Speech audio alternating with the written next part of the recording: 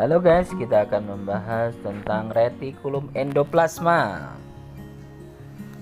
Retikulum endoplasma merupakan organel dalam bentuk kumpulan kantung seperti membran tubular, kantung kemih, dan kantung pipih yang merambat dalam sitoplasma sel eukariotik.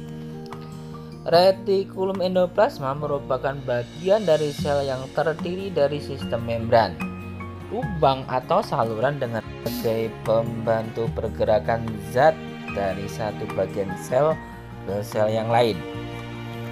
Sekitar retikulum endoplasma yaitu bagian dari sitoplasma yang disebut sitosol. Retikulum endoplasma terdiri atas ruang kosong yang ditutupi dengan membran setebal 4 nanometer. Ada ribuan ribosom di bagian tertentu dari retikulum endoplasma. Ribosom yaitu tempat di mana proses pembentukan protein dalam sel berlangsung. Bagian ini disebut sebagai RE kasar, sementara bagian dari RE atau retikulum endoplasma yang tidak ditutupi oleh ribosom disebut sebagai retikulum endoplasma halus. Struktur retikulum endoplasma adalah jaringan membran luas sisterne, struktur seperti kantung, yang tertahan oleh sitoskeleton. Membran fosfolipid yang membungkus ruang lumen dari sitosol serta kontinu dengan ruang perinuklear. Permukaan retikulum endoplasma kasar terpasang dengan ribosom untuk produksi protein dan memberikan penampilan kasar. Oleh sebab itu, maka dinamakan retikulum endoplasma kasar. Retikulum endoplasma halus terdiri dari tubulus yang terletak berada di dekat pinggiran sel.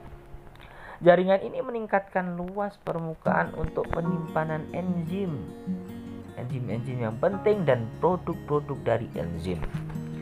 Retikulum endoplasma kasar mensintesis protein, sehingga retikulum endoplasma halus mensintesis lipid dan steroid. Hal ini juga metabolisme karbohidrat dan mengatur konsentrasi kalsium, detoksifikasi obat, dan tempat melekat reseptor pada protein membran sel. Retikulum endoplasma punya luas yang bervariasi, mulai dari membentang membran sel melalui sitoplasma serta membentuk koneksi kontinu dengan amplop nukleus.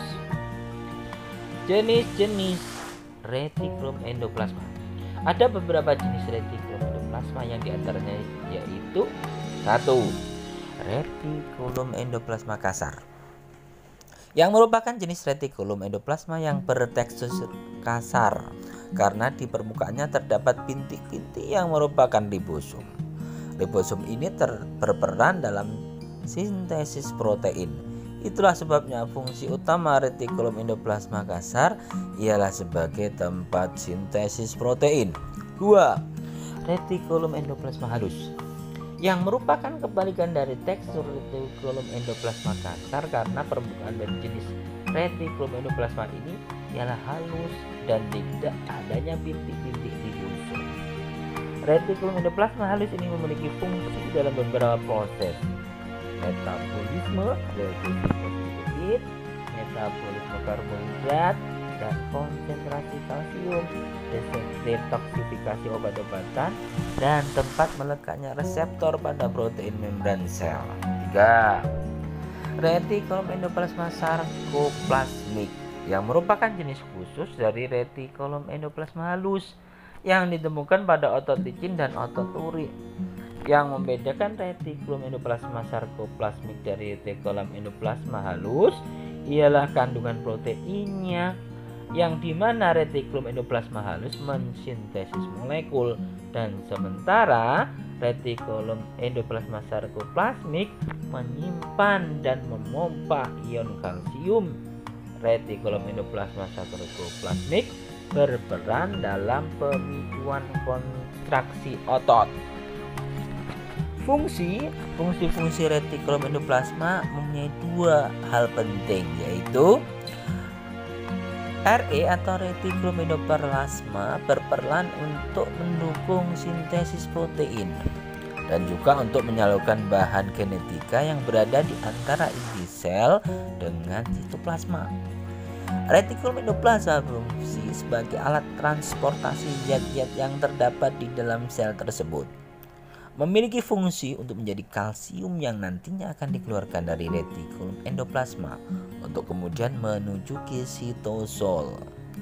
Memodifikasi protein yang disintesis oleh ribosom untuk nantinya disalurkan ke kompleks Golgi dan akhirnya akan dikeluarkan dari sel. Mensintesis lemak serta juga kolesterol yang terjadi di hati. Fungsi ini hanya dapat diberikan oleh retikulum endoplasma kasar. Menetralkan suatu racun atau proses detoksifikasi pada retikulum endoplasma di mana terletak di sel-sel hati.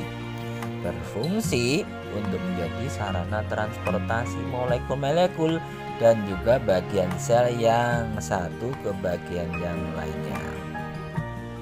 Terima kasih guys, ini adalah penjelasan dari retikulum endoplasma. Semoga bermanfaat.